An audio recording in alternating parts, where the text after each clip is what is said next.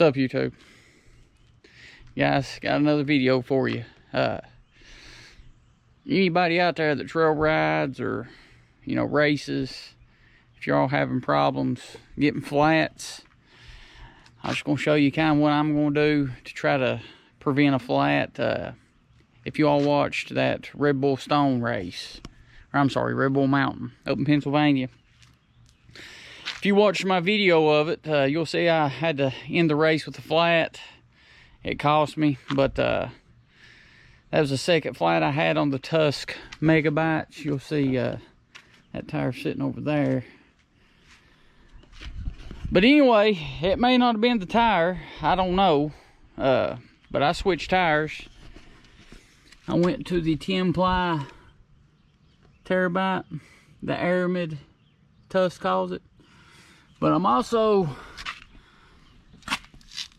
going with this Tireject tire sealant. If you see right here, it says prevent and repair flat tires. It says it will repair punctures up to 3/8 of an inch, tread and sidewall, and tire dry rot. So I figured I'd try that. It might give me a little confidence, for the race. But as you can see here, let me show you.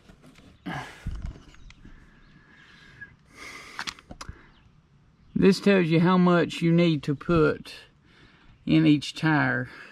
I'm running a 32 10x14. This right here says 32 by 11, so 20 ounces per tire for a UTV. That's what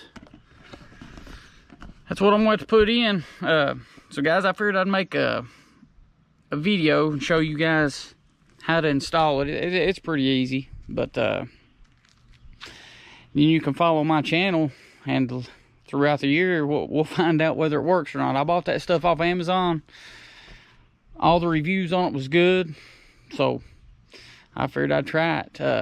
And the series I run, you're not allowed to run tire balls. I just read the rule book again, and that for a gallon of this additive, I guess you'd call it, is about 120 bucks. I don't know how many ounces in a gallon, but I'll have some left over. But that's the route I chose. I don't want to say it's the best route, but as I go on through my season, I'll know more about it, and I'll let you guys know. But yeah, stay tuned. I'm gonna put my headband on, slap the camera on my head, and we're gonna shoot us 20 ounces of steroids. That's what I call it, and each tire. I've did the 2 front tires. I'm gonna do the 2 back ones. So y'all stay tuned. All right, guys.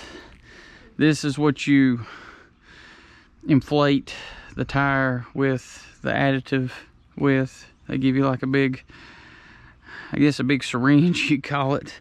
It'll hold 5 ounces, as you can see right there. So we'll fill her up 4 times, put her in, air it back up, and then this is the way I've been doing it. After I air it back up, get my tire pressure that I'm after, I'll take it down the road and ride it, let it mix up real good, and then I'll come back and do the other one. But they give you a little valve stem remover with the kit. I'll show it to you. Well, I had it. Oh yeah, they send you this little piece right here, but I'm gonna use my own. I like it better. You just gotta watch. Whenever you take these out, the smart thing to do would be let the air out and then remove the valve stem, but I like to go for broke. Now, if you have a 5.2 offset, which is what I have, and you got Tusk bead locks, the valve stem is right in the way of your actual webbing of your wheel, I guess you'd call it. So you got to kind of bend it a little bit and just start taking it out.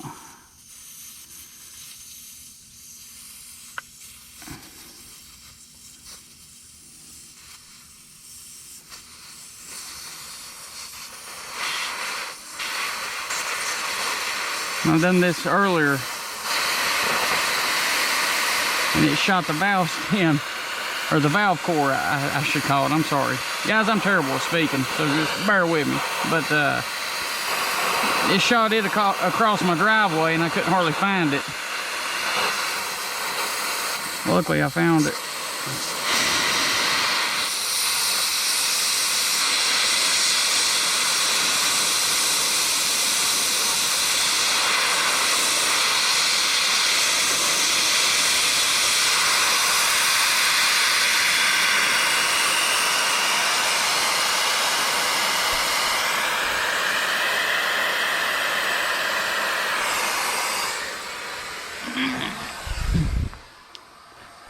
Had my daughter helping me on the front 2 tires. She's not with me now, so we'll try to achieve it without her. All right.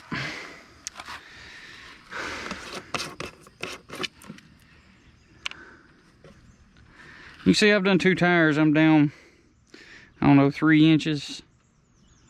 So I could easily look at my phone, see how many ounces is in a gallon, but I ain't too worried about it. I'm wanting enough to do these 4 tires, and hopefully it'll work.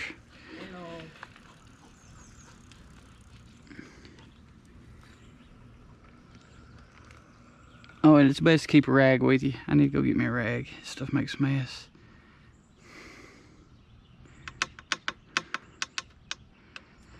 Alright, you can see there 5 ounces. Now it's a little aggravating getting that to start. I just kind of twist the tube and the bottle. It don't have like a, you know, like a hydraulic fitting I have where you can just spin the nut. You gotta spin it all together.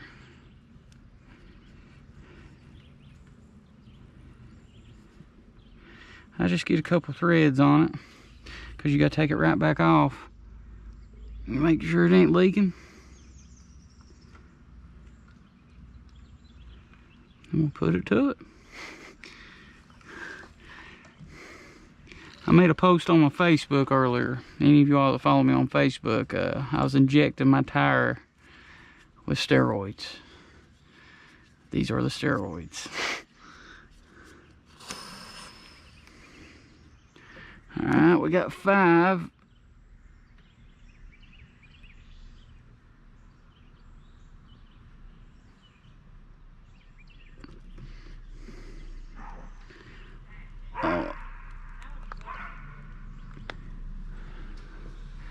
If you accidentally get an ounce or 2 too much, I'm sure it ain't no big deal.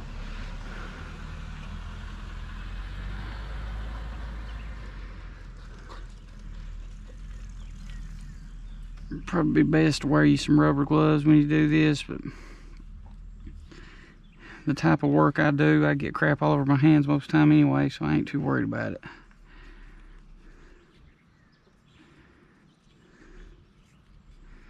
I actually spilled some on that front rim. I was gonna let it dry and see the way it looked after it set up a little bit.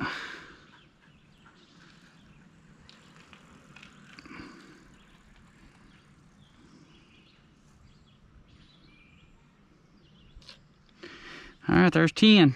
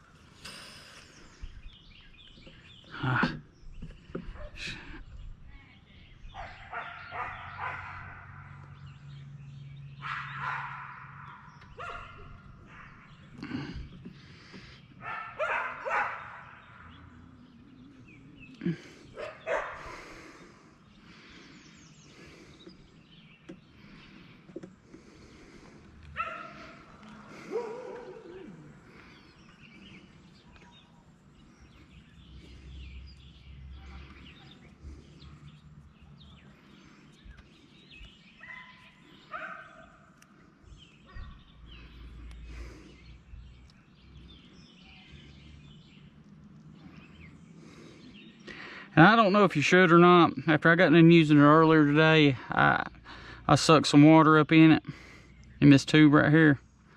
Flushed it out good.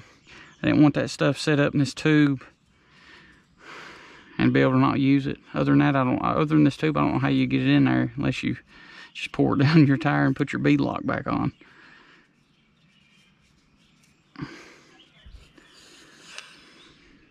But it probably would have been all right. I was just doing that as a precaution.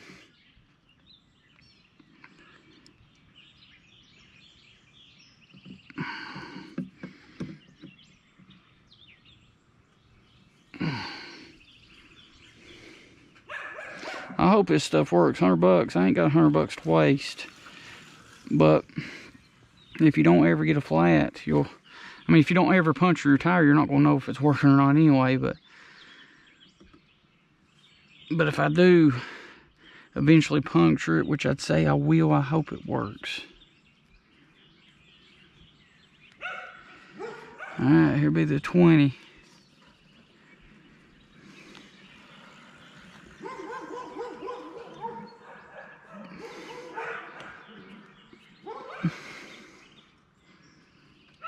And if anybody's watching this that uses this stuff, let me know if it works for you. I hope it does. All right, here we go.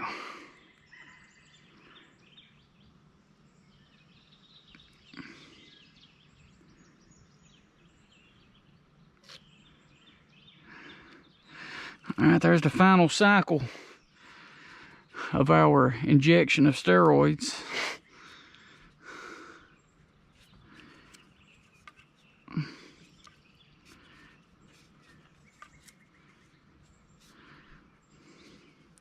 A little bit messy. It ain't too bad though. If you're running like a 4.3 offset or anything different than a 5.2, this will actually be real easy. Oh, let me find me a rag. There it is.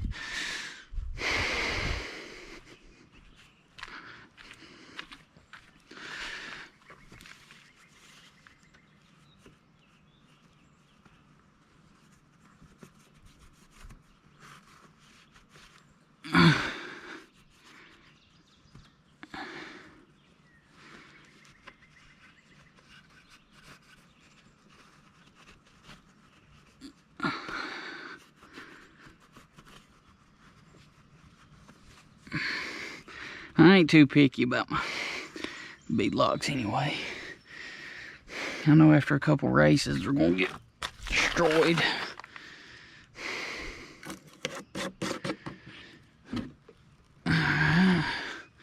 Now the valve core. Like I said, I about lost one earlier.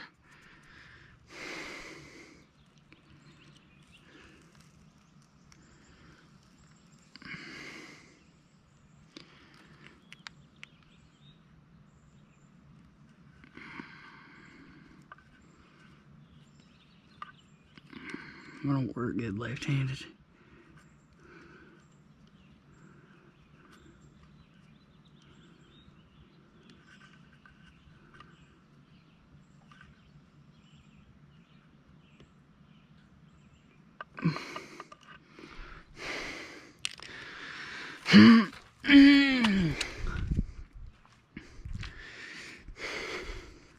All right, guys, I'm gonna put some air in the tire and I'll get back with you. All right, guys, just got the tire inflated to the tire pressure I run. It's gonna show you on the instructions. Right here. It says you reinstall valve core, inflate tire, and drive or rotate for several minutes. So we are going to drive this RS1 up the road. Hopefully that'll be sufficient. But guys, if you all, like I said, if you all watch the channel, I raced Rush off-road. That was round 1 of Ultra 4. I won stock production, first place. I was 5th overall, which I don't really, you know, I keep up my overall, but I'm after my class. I had 30-inch tires, the Megabytes. You know, that one sitting over there with the flat, or with the cut in the sidewall. Well, then I raced up in Pennsylvania. that's where that happened. So guys, what I've learned is that 30-inch tires is more of like, I don't know, it's in between a short course setup and a like endurance race setup. A lot of the RS1 guys, they'll run smaller tires and they do good. I watched Mitch Wolford's his name. I hope he don't care if I mention his name, but he had like 29s, I think. He finished 3rd up at Kentucky, but he also has real nice suspension, some Elkas. But I chose to go with these 32s, guys. The bigger the tire, the less that tire will sit down in a hole or a rut, or, you know, it'll go over bigger rocks easier, I should say. There's a reason the 4400 class is still turning faster laps than UTVs. Rush was very tight. Me and a lot of them guys was talking. You know, we thought the UTVs was going to turn a faster time. They didn't. Guys, the bigger the tire, the bigger the car, the faster you're going to go, in my opinion. But that's kind of why I'm going back to 32s. I done a race on this RS1 last year. This is Old Faithful. It had these exact same 32-inch tires on it. I won that race, got 3rd overall. But man, I like 32s. They're heavy. Man, they're heavy. I never really got these tires on scale until recently. Well, you see the scale there. A buddy of mine on Facebook, he was telling me, you know, weights of his short course setup. These tires are about 56 pound. Wheel tire and all. That's pretty heavy, but I just figured I'd show you guys the setup I'm going with. Hopefully it works out. And guys, for those of you that have been watching the channel recently, this is the YXZ. Right now I got to keep it outside. I bought a carport for it. It's sitting there. I have not put it together yet. I ain't gonna take you out back there. I gotta do some work. But anyway, right now it's under the tarp. I'm gonna put the carport up for it. But the reason I'm showing you guys it, you all watched it drag race that old RS1, and it smoked it. Well, guys, I'm gonna go ahead and keep the camera on when I ride this one up the road. This RS1 will absolutely blister that one. It ain't even close. I'd love to have somebody, right now I've got 32s on both, I'd like to have somebody drive that one. I'd show you all. That one was pulling 70, I said it was pulling 8100 RPMs, which it was after it would shift out, or whatever it does. But to get to its top speed, it was pulling just 7700 RPMs. That was with 28-inch tires. You all can go back and watch the video. It was YXZ versus RS1 for fast and on turbo. It was just pulling 7700 RPMs. Against this YXZ. Now, YXZ's fast. Well, after I get done racing, I'm going to try to find some smaller tires. We got to see that YXZ against this RS1 to see which one is truly faster. That was I should have started out this one, but I didn't. But one more thing, guys. I hate to, you know, ramble on, but I'm just trying to tell you all what's going on with my channel. I did own the R-Max, and a lot of my subscribers are R-Max guys. I lost some of them when I sold the R-Max, so I'm trying to build this channel back up with that YXZ and these RS1s. The YXZ is going to be, a lot more people have them, but this just kind of lets you know a little bit of what the channel is about. It's going to be about racing, high-speed trails, and I'm going to do some rock crawling with that, and also rock crawl that YXZ. But let's take this thing up the road. Now keep in mind, this thing does not have a clutch kit. These are 32-inch tires.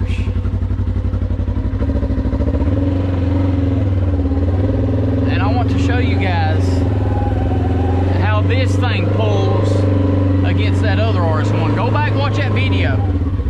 That other RS1, like I said, was just pulling 7,700 RPMs. The only difference is that one has 5,000 miles, this one has about 1,200. This one has an Evo exhaust and a Alba tune versus that one, which has an aftermarket Assassin's tune. Me personally, the Alba tune is a lot better, but that aftermarket Assassin's tune is good too. And I do know that the tune really has nothing to do with RPMs. I'm not saying that, but this one just pulls harder on the top end as well. Let's at least put the bottom part of my seatbelt on. Let's let this baby get the operating temperature.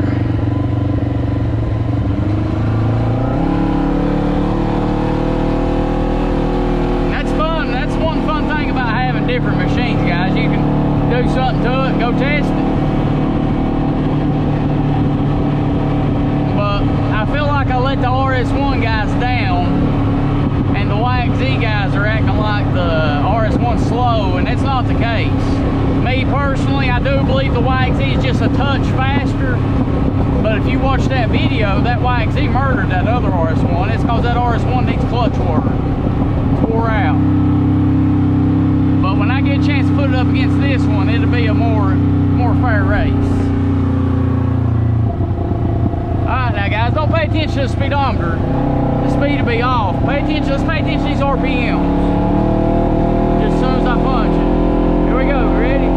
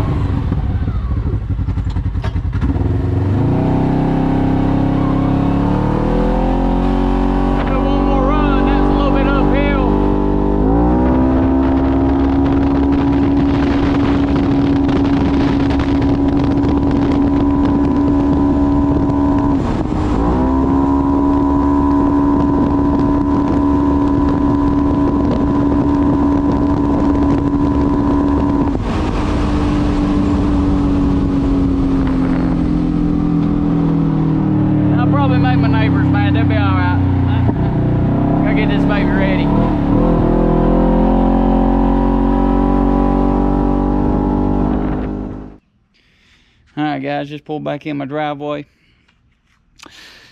Guys, I apologize. I didn't mean to get off topic, but you know, I'm trying to get some new subscribers, new people watching this channel. I wanted to make sure I keep them updated, what was going on, why that RS1 got beat so bad. But as you all seen right then, 32-inch tires. This thing was pulling a steady 8,300 RPM. Some people say 83 is peak horsepower. Some people say about 87.